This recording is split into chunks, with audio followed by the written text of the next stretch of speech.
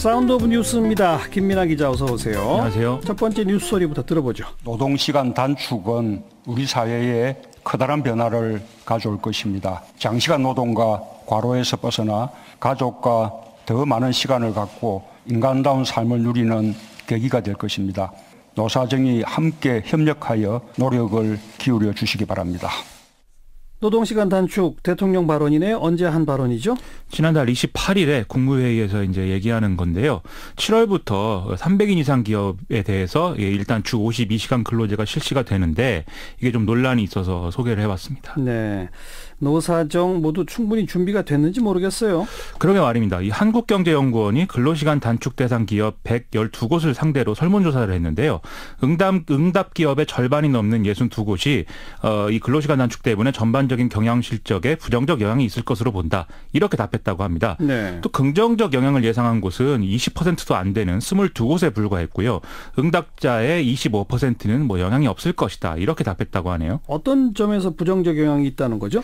일단 그 근로시간이 단축이 되니까 노동자들도 임금이 좀 사실상 축소되는 점이 있죠. 연장수당이라든지 이런 것들이 이제 없어질 테니까요. 예. 그래서 노조가 이거에 대해서 보전 요구를 할 것이다. 이걸 좀 우려하는 목소리가 많았다고 하고요. 예. 또 생산성 향상 이걸 이제 요구하는 과정에서 노사 간의 의견 충돌이 잦아질 것이다. 이게 우려된다. 예. 이 답도 상당히 많이 나왔다고 합니다. 예. 또 종업원을 또 추가 고용을 해야 되는데 이럴 경우에는 인건비 부담이 좀 높아질 수 있다. 이것도 우려가 되는 점이라네요. 그래서 어떤 대책을 지금 기업들은 바라는 겁니까? 여러 가지 대책이 얘기를 하고 있는데 대체적으로는 근로시간 유연화 이것을 요구하는 답이 가장 많았습니다. 예를 들면은 일주 근로시간이 주당 근로시간 기준을 넘지 않는 범위 내에서 지금 이 탄력적 근로시간제가 허용이 되고 있는데 네. 이 기준을 좀 확대해 달라는 거죠. 예. 지금은 이제 취업 규칙으로 이제 그 탄력 근로시간을 정할 경우에는 2주 이내 이렇게 하도록 그리고 노사가 서면으로 합의할 경우에도 3개월 이내에 이렇게 탄력 근로를 하게 되어 있는데 이걸 늘려달라 이런 얘기입니다. 뭐 6개월이나 1년 단위 이런 식으로까지. 그렇죠. 정부는 여기에 대해서 이런 요구에 대해서 어떻게 대응하고 있어요? 오늘 보도를 보면 이제 정부가 별다른 대응이 없어서 문제다 이런 지적들이 많이 나와 있는데요. 예를 들면 지금 근로시간 단축을 시범 실시하고 있는 기업의 경우에는 뭐 실제로는 일을 하는 건데 뭐 커피 타임이다 또는 사내 복지시설 이용이다 이런 명목으로 근무 시간을 편법 처리하는 이런 사례들이 많이 나타나더라는 거죠. 네. 그러면 이것을 이렇게 처리하면 된다 안 된다에 관한 고용노동부의 가이드라인 이런 것들이 나와줘야 되는데 예. 지금은 그렇지도 않은 상황이라는 겁니다. 지금 그 노동 관련 핵심 정책이 바로 이 노동시간 단축 문제하고 최저임금 인상 부분인데 노동 관련 정책이 정부 내에 좀 혼선을 계속 빚고 있고 정리가 잘 안 되는 그런 느낌이에요. 그런 분위기죠. 어제 김동연 경제부총리가 오전 병가를 내고 이제 국무회의에 참석을 안 했는데요. 이례적인 일 아니겠습니까? 그렇죠. 최근에 최저임금 인상 관련 갈등 이런 거 아니냐라고들 하는데 예. 본인은 그런 문제 아니다. 이렇게 언론에서 싸움 붙이고 그렇게 하지 말아달라. 이렇게 얘기했거든요. 하지만 뭐 KDI 보고서가 나오고 또 노동연구원도 다른 얘기 나오고 이것도 좀 논란이잖아요. 그렇습니다. 이 KDI 보고서 논란은 오늘도 이제 이어졌는데요. 현 정부의 소득주도 성장론을 설계하는데 상당한 역할을 한 걸로 알려진 이상원 ILO 고용정책국장이 이 고용노동부 출입기자단하고 인터뷰를 했습니다. 현재 최저임금 인상 효과를 명확히 알 수가 없는 상황인데도 KDI가 무리를 해서 이런 보고서를 냈다. 이런 얘기인 것이죠. 예. 또 오늘 신문을 보면 이제 노동연구원 쪽도 좀 혼란이 있는 그런 상황인데요. 이게 이제 그 문재인 대통령 90% 발언 여기 근거를 제공한 그런 데 아니겠습니까? 그렇죠. 근데 이제 한국일보에는 노동연구원장 인터뷰가 실렸는데 여기에는 문재인 대통령 발언이 대체적으로 맞다 이렇게 얘기를 하고 있고요. 그런데 조선일보가 취재한 이 연구원의 발언을 보면은 모든 영향을 좀 두루 볼 수 있는 자료를 갖다 줬는데도 정부 입맛에 맞는 것만 대통령에게 보고한 것 같다 이렇게 얘기를 하고 있다는 것이죠. 예. 좀 이런 연구원이야 뭐 다양한 의견을 제시할 수 있겠지만 뭐 정부 내 혼란은 좀 빨리 정리해야 되지 않나 이런 생각이 듭니다. 그래요. 이 근로시간 단축, 최저임금 본격적으로 정부를 사이에 두고 노동과 재계의 계급 투쟁 양상이에요. 그렇죠. 정부는 여기서 중심을 잡고 결정을 해야죠. 맞습니다. 나중에 책임은 정부가 지는 거고. 맞습니다. 자, 다음 뉴스는요? 한진그룹 조양호 회장 부인 이명희 씨 관련 뉴스인데요. 예.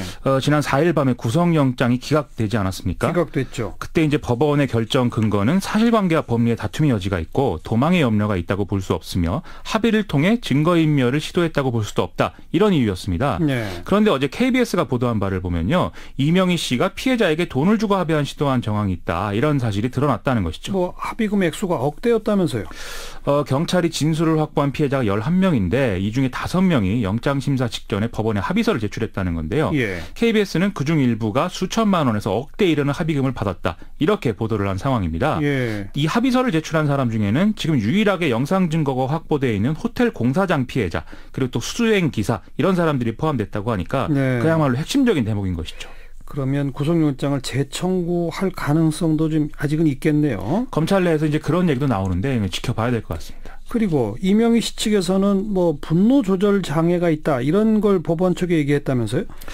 법원이 이제 사실관계와 법리의 다툼이 이어지고 있다 이렇게 본 게 폭행 부분 아니겠습니까? 네. 근데 이제 이명희 씨 변호인단이 이명희 씨가 분노 조절 장애를 앓고 있다는 진단서를 이제 법원에 제출했다라는 거죠.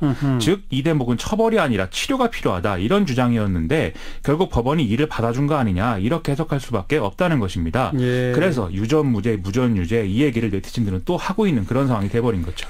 또 그나저나 그 조현민 전 전무가 이사가 될 수 없는데 이사로 있었다 해서 문제가 있다는 진에요. 그 그렇죠. 면허 취소 문제 어떻게 되는 겁니까? 이게 이제 조현민 전 대한항공 전무가 미국 국적을 갖고 있는데 과거 6년간 등기이사에 있었다 이게 문제라는 거 아니겠습니까? 예, 예. 현행법은 외국인은 뭐 이 항공사에서 등기 임원해서는 안 된다 이렇게 돼 있기 때문에요. 근데 이제 일부에서는 진에어 임직원들의 대량 실직 사태를 우려한 국토부가 면허 취소를 하지 않는 대신에 무거운 과징금을 부과하는 방안을 검토 중이다. 이런 얘기가 나와서 또 파장이 커지고 있습니다. 국토부한테 공식 확인된 입장입니까? 이게 이제 국토부가 이거에 대해서 이제 입장을 나름대로 냈는데요. 진에어 문제는 지금 사안이 복잡하기 때문에 시간이 걸린다. 지금으로서는 뭐 결정된 바가 없다. 이게 아마 6월 말이나 돼야 이 결론이 나올 것이다. 이렇게 얘기를 하고 있거든요. 이 진에어 직원들이 지금 한 1,900명 정도 된다니까 이게 대량 실직이 초래된다면 신중한 접근을 해야 될 필요는 있다. 뭐 이렇게 볼 여지는 있겠죠.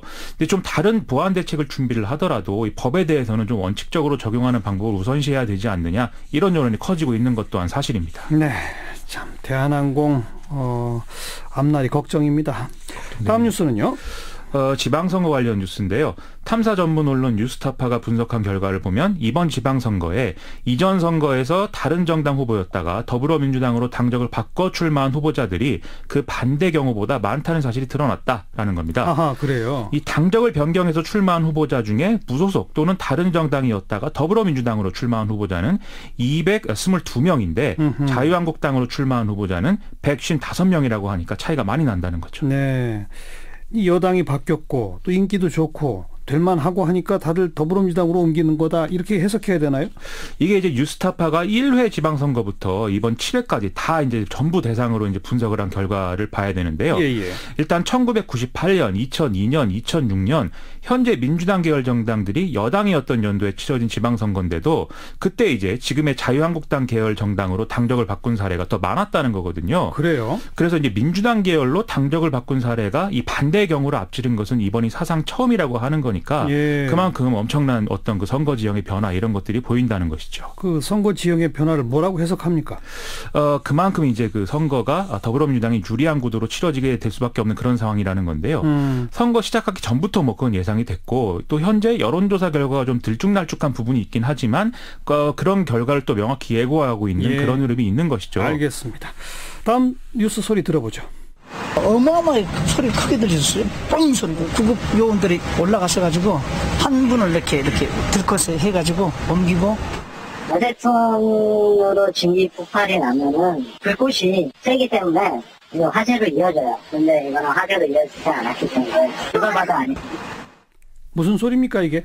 어제 오후 10시 40분쯤에 은평구 음앙동 건물 5층에서 이제 폭발 사고가 일어났는데 네. 그때 이제 그 주변 주민들이 인터뷰하는 그런 목소리였습니다. 예. 이 사고로 건물 유리창이 깨져서 근처에 주차된 차량들이 이제 파손됐다고 하고요. 특히 5층 거주자인 50대 양모 씨가 손, 배, 허벅지 등을 다쳐서 인근 병원으로 옮겨졌다고 합니다. 네. 이후에 경찰 특공대와 군 폭발물 처리반이 현장 감식을 실시했다 이렇게 보도가 됐습니다. 군 폭발물 처리반까지? 왜요? 이 현장에 출동한 소방당국이 현장에서 다량의 화학약품을 발견해서 경찰에 신고를 했기 때문인데요. 아하. 이 때문에 경찰은 오늘 총포, 도검, 화약류 등 안전관리에 관한 법률 위반 혐의로 이 부상당한 양모 씨를 입건했다고 합니다. 예. 다만 이제 테러 용의점은 없다라고 하네요. 그럼 그 폭발물 때문에 폭발 사고가 난 거예요?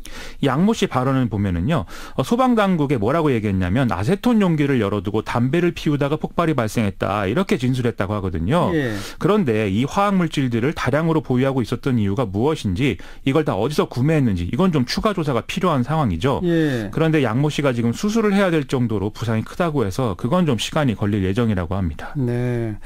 이해가 좀 안 되는 점이 많네요. 한국일보의 보도를 보면은요, 이 양모 씨는 한 대기업 본사 건물에서 방화관리자로 근무하고 있기 때문에 아세톤 용기를 열어두고 담배를 피우면 폭발할 수 있다는 사실을 알았을 거다 이런 얘기가 나온다는 거거든요. 예. 또 폭발 장소가 공장이나 작업실 이런 데가 아니라 주택가인 것도 또 의문점 아니겠습니까? 그래서 일부에서는 어떤 필로폰 등의 마약 제조 과정에서 폭발이 일어난 거 아니냐 이런 얘기도 한다는데 좀 구체적인 조사가 진행이 돼봐야 될 것 같습니다. 일단 좀 회복이 되면 빨리 수사 진행시켜야죠. 그래야 될 것 같습니다. 수고하셨습니다. 고맙습니다. 김민아 기자였어요.